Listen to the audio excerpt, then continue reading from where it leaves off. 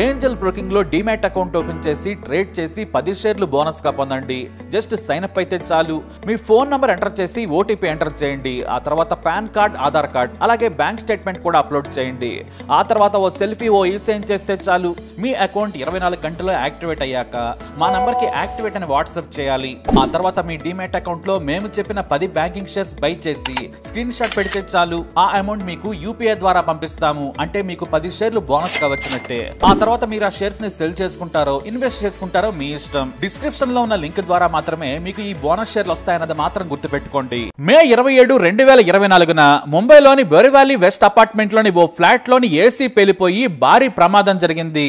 మొత్తం ఫ్లాట్ అంతా కాలిపోయింది.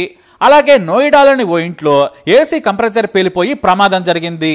ఇక హర్యానాలోని ఓ చిన్నపిల్లల ఆసుపత్రిలో ఏసీ కంప్రెసర్ లో మంటలొచ్చి పసిపిల్లలు చనిపోయిన ఘటన అందరినీ కలిచివేసింది. ఇక అలాగే హైదరాబాద్ లోని మణికొండలోని ఓ అపార్ట్మెంట్ లో ఓ కొరియోగ్రాఫర్ ఇంట్లో ఏసీ షార్ట్ సర్క్యూట్ అయింది. వరంగల్ జిల్లాకు చెందిన పోరెటి వీరేందర్ రెడ్డి కొన్నేళ్ల క్రితమే హైదరాబాద్ వచ్చి కొరియోగ్రాఫర్ గా పనిచేస్తున్నాడు. పొప్పాలగూడలోని శ్రీరామ్ కాలనీలో కుతుబ్ ఆర్కిడ్ అపార్ట్మెంట్ లోని 301వ ఫ్లాట్ లో నివాసం ఉంటున్నారు. రోజు మాదిరిగానే తన గదిలోని ఏసీ ఆన్ చేసి పడుకున్నాడు. అయితే అర్ధరాత్రి దాటాక 2:30 సమయంలో ఏసీకి షార్ట్ సర్క్యూట్ అయింది. మంటలు చెలరేగాయి. దుస్తులన్నీ కాలిపోయి గది మొత్తం పొగలు వ్యాపించాయి. ఇది గమనించిన చుట్టుపక్కల వారు 100కి కాల్ చేసి పోలీసులకు సమాచారం ఇచ్చారు. ఆ తర్వాత అగ్నిమాపక సిబ్బంది కూడా వచ్చారు. మంటలార్పి ఇంట్లోకి వెళ్లగా అప్పటికే వీరేందర్ రెడ్డి అపస్మారక స్థితికి చేరుకున్నాడు. సిపిఆర్ చేసిన అప్పటికే దట్టమైన పొగను పేల్చడంతో వీరేందర్ రెడ్డి మృతి చెందారు. ఈయన కొరియోగ్రాఫర్ గా పనిచేస్తున్నారు. మరి ఏసీ ఎందుకు పేలుతుంది?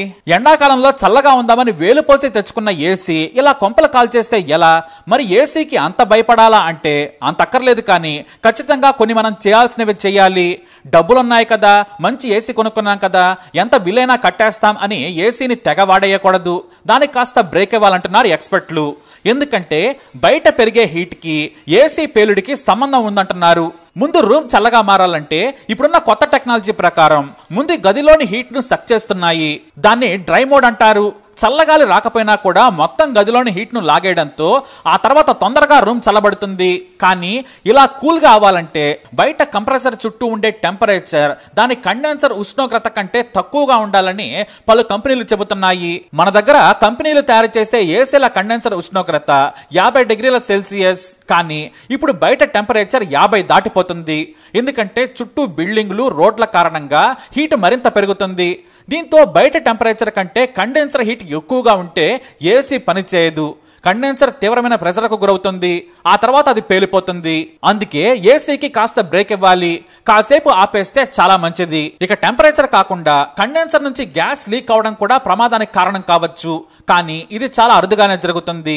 అయితే ఎప్పుడైతే ఏసీ ఎక్కువ చల్లదనం ఇవ్వడం లేదో వెంటనే టెక్నీషియన్స్ కు చూపించాలి. గ్యాస్ తగ్గినప్పుడు ఏసీ చల్లగాలిని ఇవ్వదు. అందుకే గ్యాస్ తగ్గినప్పుడు కండెన్సర్ పై ఒత్తిడి పెరుగుతుంది. అది వేడెక్కి ప్రమాదం జరుగుతుంది. ఇక కాయిల్స్ ఎయిర్ లోని హీట్ ను తొలగిస్తాయి. అవి గాని మురికిగా దుమ్ము కొట్టుకుపోయినప్పుడు గ్యాస్ సరఫరాలో ఎక్కువ తక్కువలు వస్తాయి. ఇది కూడా ప్రమాదాలకు కారణం కావచ్చు. మరోవైపు ఇప్పుడు ఖచ్చితంగా వినియోగదారులందరూ కూడా ఏసీలకు స్టెబిలైజర్లు పెట్టించుకుంటున్నారు. ఇది మంచి పరిణామం. ఎందుకంటే ఎండాకాలం ఎక్కువ వేడిలో కరెంట్లో హెచ్చుతగ్గులు ఉండొచ్చు. సడన్ గా పెరుగుతాయి. సడన్ గా పవర్ ఇన్పుట్ తగ్గుతుంది. ఆ క్రమంలోనే ప్రమాదం జరగచ్చు.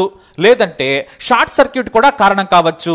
కాబట్టి స్టెబిలైజర్ ఖచ్చితంగా ఏర్పాటు చేసుకుంటే మంచిది. కొంతమంది ఏమో మాది ఇన్వర్టర్ ఏసీ, కొంతమంది ఏమో మాది ఇన్వర్టర్ ఏసీ, మాకు స్టెబిలైజర్ అవసరం లేదనుకుంటారు. కానీ దాని పని వేరు, స్టెబిలైజర్ పని వేరు అని గుర్తించాలి. ఇక ఏసీ కంప్రెసర్లను 100% మంది బయట ఎండలో ఏర్పాటు చేసుకుంటారు. సరే, విధి లేని పరిస్థితుల్లో అయితే ఓకే. కానీ నీడలో ఉంటే మంచిదంటున్నాయి కంపెనీలు. ఎందుకంటే కంప్రెసర్ కండెన్సర్లు వేడెక్కకుండా ఉంటాయి. అలాని చుట్టూ గాలి వీచేలా కూడా ఉంటే ఇంకా బాగా పనిచేస్తాయి. ఎయిర్ ఫిల్టర్, కూలింగ్ కాయిల్స్ ను ప్రతి సమ్మర్ కు ముందు క్లీన్ చేసుకోవాలి. మీరు ప్రతిరోజు వాడేవారైతే ఖచ్చితంగా 3 నుంచి 6 నెలల మధ్యలో సర్వీస్ చేయాల్సిందే. కంప్రెసర్ పై ఒత్తిడి పడకుండా చూసుకుంటే చాలు. చాలా సేఫ్. అంతేకాదు ప్రమాదాల నివారణకు కంపెనీలు కూడా పరిశోధనలు చేసి కొత్త పద్ధతుల్లో ప్రొడక్ట్స్ ను రిలీజ్ చేస్తుంటాయి.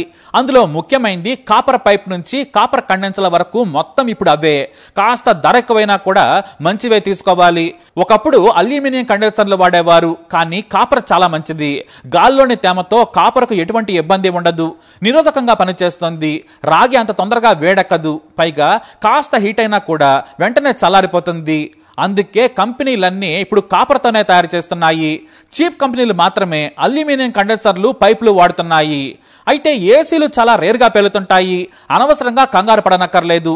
కానీ ఇంట్లో ఏసీలను వాడేటప్పుడు గది నుంచి ఏసీ బయటకు వెళ్లకుండా చేస్తే మంచిది. ఇక ఏసీని 24 డిగ్రీల వరకు సెట్ చేసుకుని ఫ్యాన్ వేసుకుంటే గదంతా చల్లబడుతుంది. మీరు ఏసీని బయటకు వెళ్లకుండా చూసుకుంటే ఏసీ ఆపేసినా కూడా గది చాలాసేపు చల్లగా ఉంటుంది.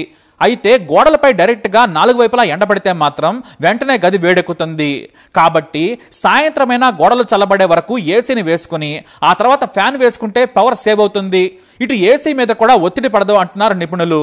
కాబట్టి ఏసీల నుండి ప్రమాదాలు జరిగే సూచనలు ఉన్నప్పుడు దాన్ని అరికట్టే బాధ్యత మన చేతుల్లోనే ఉంటుంది. కాబట్టి ఆ జాగ్రత్తలు మనమే తీసుకోవాలి. మరి ఈ ఇన్ఫర్మేషన్ ని తప్పకుండా అందరికీ షేర్ చేయండి. వీడియో అప్డేట్స్ కోసం మై ఛానల్ ఫాలో అవ్వండి. తప్పకుండా సబ్స్క్రైబ్ చేసుకోండి.